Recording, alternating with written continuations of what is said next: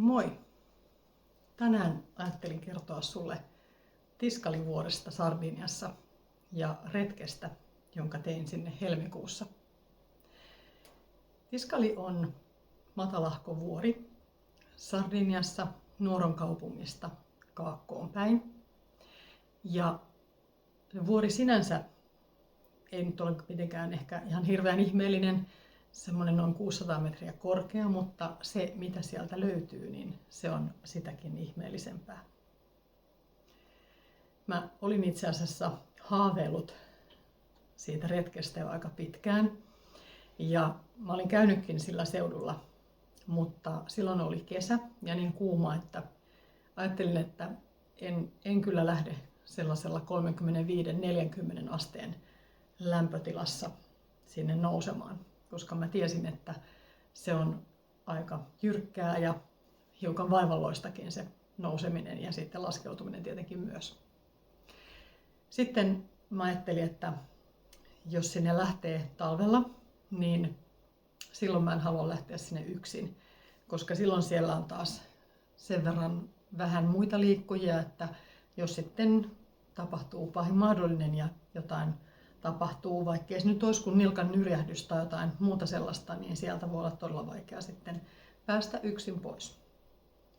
No, nyt sitten oli niin ihana tilanne, että helmikuussa mä sain 2 ihanaa nuorta sinne seurakseni ja sitten mä ajattelin, että haluan toisaalta heille näyttää sen ja pääsen itsekin turvallisesti käymään siellä. Oli aika sateinen helmikuu itse asiassa, mutta onneksi just siinä päivänä, kun oltiin suunniteltu sitä Tiskalin retkeä, niin siellä oli aika poutainen päivä, vaikkakin ihan hirveä tuuli. Oli annettu ihan semmoisia myrskytuulivaroituksia sille seudulle ja ajateltiin kuitenkin, että lähdetään nyt kokeilemaan. Sinne parkkipaikalle lähtöpisteeseen ajaessa tuli vähän tenkkapoo melkein vastaan, kun tielle oli kaatunut sellainen suuri puu ja ei sitten muuta siinä kuin raivaushommiin ja sen verran saatiin tietä tyhjennettyä, että päästiin autolla sinne lähtöpisteeseen. Näin talvella, kun siellä ei todellakaan ollut muita, niin itse asiassa ei ollut ihan selkeästi merkitty sitä, että mikä olisi se kaikista lähin parkkipaikka sinne vuorelle nousemiseen, mutta ei se nyt haitannut. Me jätettiin auto sellaisen basecampin pihaan, mistä sitten tuli kyllä ehkä joku pari kilometriä lisää kävelymatkaa, mutta ei se nyt haitannut. Alkumatka oli vielä kovin lepposaa, semmoista hiekkatietä ja ylöspäin mentiin kuitenkin koko ajan. Reitti oli tosi hyvin merkitty ja sitten se nousi jyrkkeni kylläkin pikkuhiljaa ja sitten yhden mutkan jälkeen se vähän niin kuin tie loppui ja sitten oltiinkin ihan sellaisella kivikkoisella polulla. Se mikä siellä oli todella ihanaa oli se, että siellä oli vähän semmoinen tihkusateinen ajoittain se päivä. Ja sitten aurinko paistoi kuitenkin. Ja sitten oli se ihan hirveä tuuli, eli aika kiinnostava keli, mutta se tihkusade ja aurinko yhdessä loihti meille moneen otteeseen sateenkaaria sinne laaksoon. Se laakso, mistä me lähdimme nousemaan Tiskalivuorelle, on nimeltään Lainattu. Ja sinne pääsee myös toista kautta, mutta päätimme tällä kertaa nousta sieltä Lainattuun laakson puolelta. Se polku kävi aika nopeasti, aika jyrkäksi, aika kivikkoiseksi. Mulla oli itse asiassa kävelysauvat käytössä ja mä totesin, että ne toimi ihan hyvin, mistä sai vähän tukea aina tarvittaessa.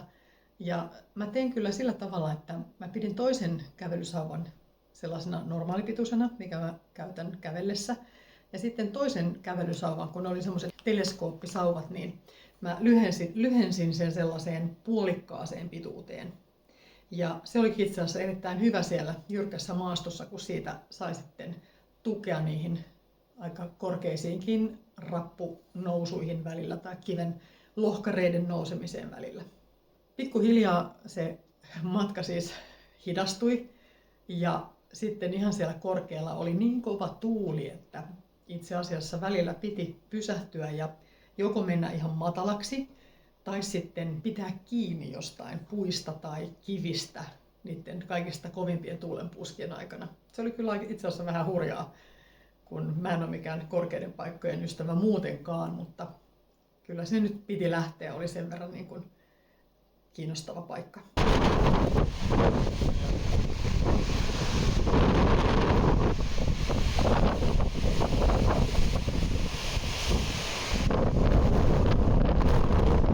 Wow.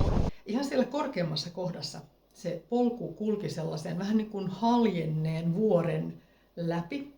Ja se oli sellainen, että siitä juuri mahtui kävelemään semmoinen normaalikokoinen ihminen läpi. Oli kyllä aika jännää.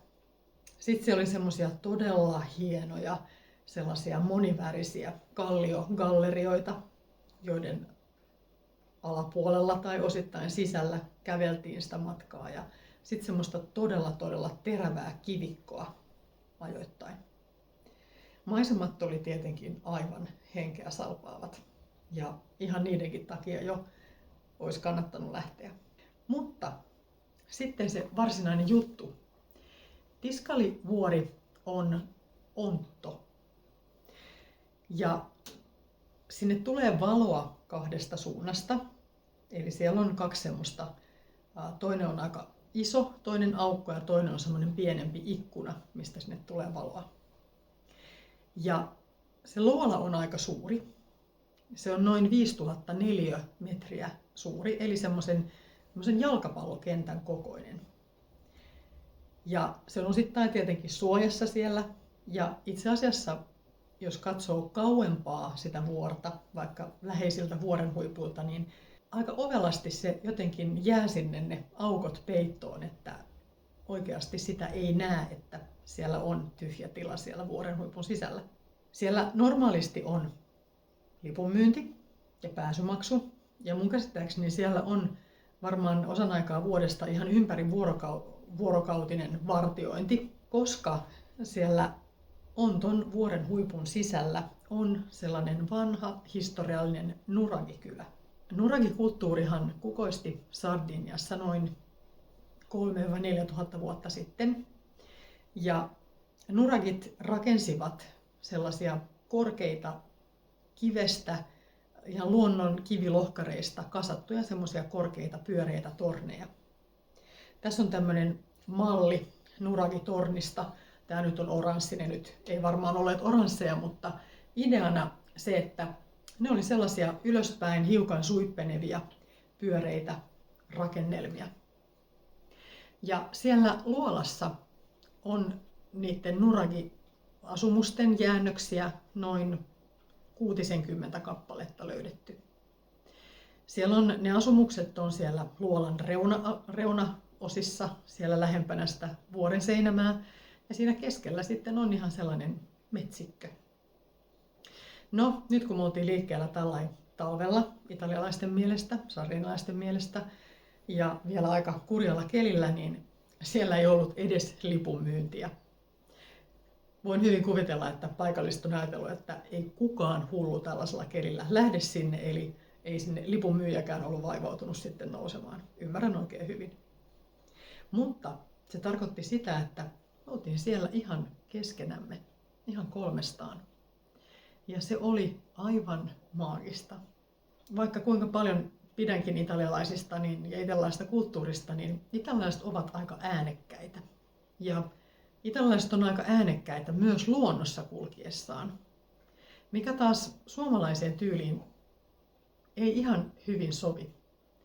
Ja nyt kun siellä oli vain 3 suomalaista, niin me oltiin siellä ihan hiljaa.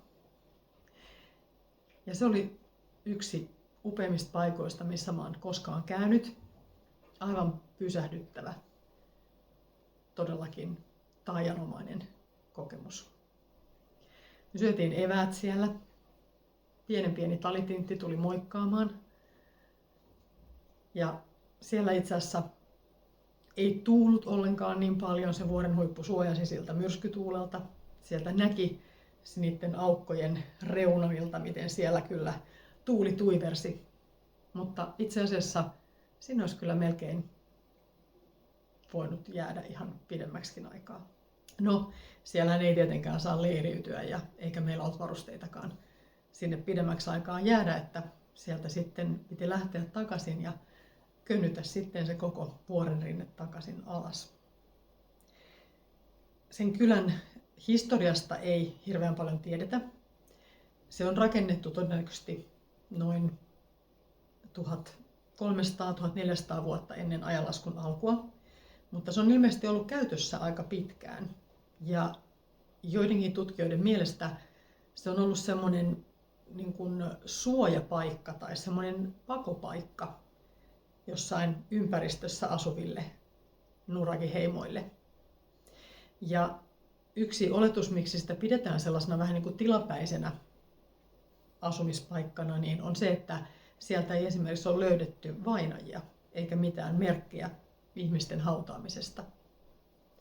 Mutta on kyllä todella helppo arvata ja ymmärtää, että sellaiseksi tilapäiseksi suojapaikaksi, tilapäiseksi pakopaikaksi ulkopuolisten hyökkääjien saapuessa, niin se on ollut ihan loistava. Se on todella siellä piilossa, suojassa ja olihan se ihan huikea elämys.